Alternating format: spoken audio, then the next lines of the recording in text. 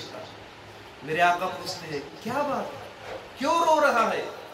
کہتا ہے یا رسول اللہ صلی اللہ علیہ وسلم, آپ کے اس نواسے کو آپ ہی کے امت کے لوگ شہید کر دیں.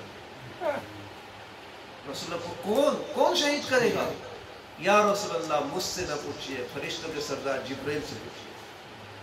جبرائیل سے پوچھتے ہیں. جبرائیل کہتے ہیں یا رسول اللہ صلی اللہ علیہ وسلم, جانتے ہو آپ اس فرشتے کو اللہ تعالیٰ نے امام حسین کی پیدائش کے کئی سال پہلے پیدا فرمایا, اور اس فرشتے کو خاص اس لیے پیدا فرمایا جب آپ کی امت آپ کے نواسے کو شہید کر دے گی, اور آپ کے نواسے کو جب دفنایا جائے گا تب سے لے کر قیامت تک یہ فرشتے کو آپ کے نواسے کے اس مزار پاک کے پہرا دینے کے لیے پیدا فرمایا. سبحان اللہ, سبحان اللہ, سبحان اللہ, کیا مصلیت ہے. بس اللہ کے رسول صلی اللہ علیہ وسلم خوش ہوئے کہ میرے نواسے کا پہرا دینے والا فرشتہ اللہ تعالیٰ نے بہت پہنا. تو یہ نواسے رسول کی شان ہے ایمان والوں, کہ اللہ تعالیٰ نے ان کی عظمت کو قرآن میں بھی کھول کھول کر بیان فرمایا, اور رسول پاک نے تو بے شمار عظمتیں اہل بیت امام حسن امام حسین کی بے شمار روایتیں آپ کو حدیث و پاک میں ملیں گی, اور یہ آپ کو بتانے والا وہی عالم ملے گا, وہی مفتی ملے گا, وہی امام ملے گا جو اہل بیت سے محبت کرنے والا ہو.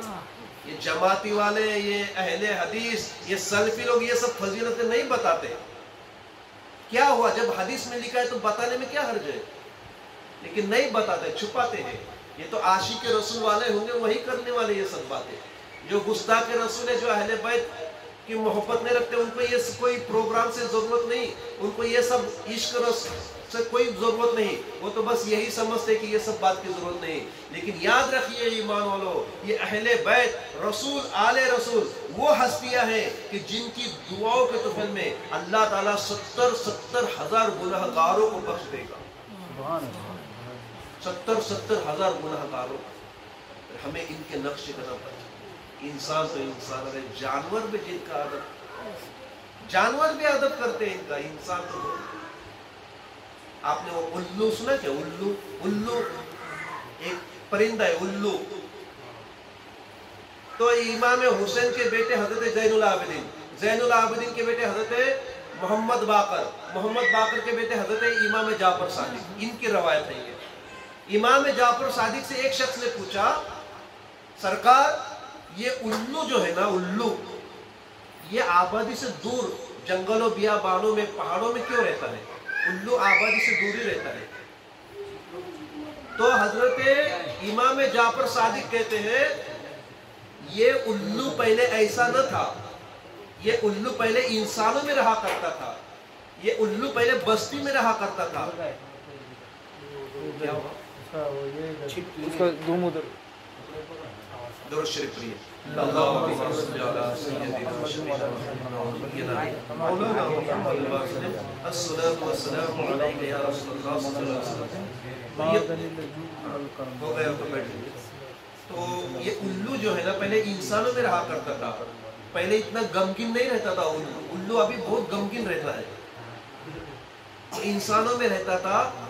پھر پوچھنے والا پوچھتا ہے پھر کیا ہوا اس کو, یہ جنگلوں بیابانوں میں کیوں چلا گیا, ویرانے میں کیوں چلا گیا, پہاڑوں میں کیوں چلا گیا؟ امام جعفر صادق کہتے ہیں اس لیے کہ جب میرے باپ کے باپ کے باپ کے باپ, چوتھی پیڑھی امام حسین نواز رسول جب میدان کربلا میں بھوکے اور پیاسے تھے تو یہ الو 9 محرم کو ان کی خدمت میں حاضر ہوا اور کہا اے نواز رسول, آپ اگر اجازت دے دے تو میں تمام اپنے ساتھیوں کو بلاؤں اور آپ کے ساتھ میں بھی جنگ میں شریک ہو جاؤں اور یزیدیوں کو ختم کر دو یا یزیدوں پر حملہ کر دو.